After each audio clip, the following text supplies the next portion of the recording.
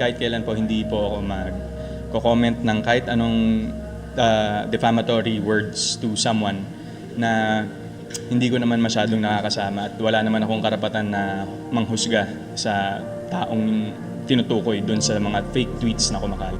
May paalala ang kapuso aktor na si Alden Richards sa kumakalat na peking quote card sa social media na pinapalabas na nagpahayag siya ng kanyang saloobin kaugnay sa dating magkasintahang Catherine Bernardo at Daniel Padilla. Matatandaan na kumalat sa social media ang pahayag raw ni Alden laban sa aktor na si Daniel na huwag na nitong guguluhin pa ang dating kasintahang si Catherine sapagkat masaya na ito sa kung ano man ang ginagawa nito ngayon. Ibinigay raw ni Catherine ang tiwala at pagmamahal niya kay Daniel, ngunit panluloko ang isinukli ng aktor.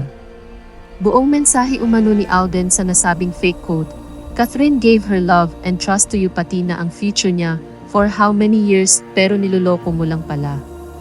On cam ka lang pala loyal at sweet pero sa likod ng camera, dugong Padilla ka talaga. Please bro, wag mo naguluhin pa si Kath, wag kang selfish. Masaya na siya ngayon sa mundong ginagalawan niya. Sa panayam sa aktor ni Aubrey Carampel sa 24 Oras, binigyang linaw ni Alden ang kumakalat na fake quote. Babala niya sa mga netizens na huwag kaagad maniniwala sa nababasa online dahil sa maraming peking post ang kumakalat. Hanggat hindi raw ang opisyal na account ng artista ang makikitang nagpost ng naturang pahayag, ay huwag agad paniwalaan. Paglilinaw pa ni Alden na hindi siya kailanman magbibitiw ng mga mapanirang puri ng mga pahayag, lalo na sa mga taong hindi niya gaanong kilala. Wala rin daw siyang karapatan manghusga sa mga taong involved sa fake quote.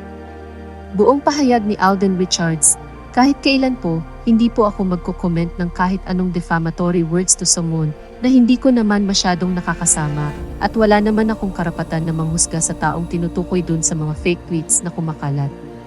Ingat lang po tayo sa fake news dahil ang social media po ay pugad ng fake news. So not until yung mga official accounts po ng mga artista ang nagpost ng mga tweets na kumakalat di umano, huwag po nating agad paniwalaan. At mag-fact check po muna tayo bago tayo mag-call out ng judgment. Nauna nang pumalag sa kumalat na peking tweet ang ama ni Alden na si Richard Fulkerson Sr. Saad niya ay huwag nang hintayin pa ng nagpapakalat ng fake news na ipahanap siya sa NBI. Buong post ng ama ni Alden, "Wag ganyan, hindi ganyan ang anak ko, abuso ka na.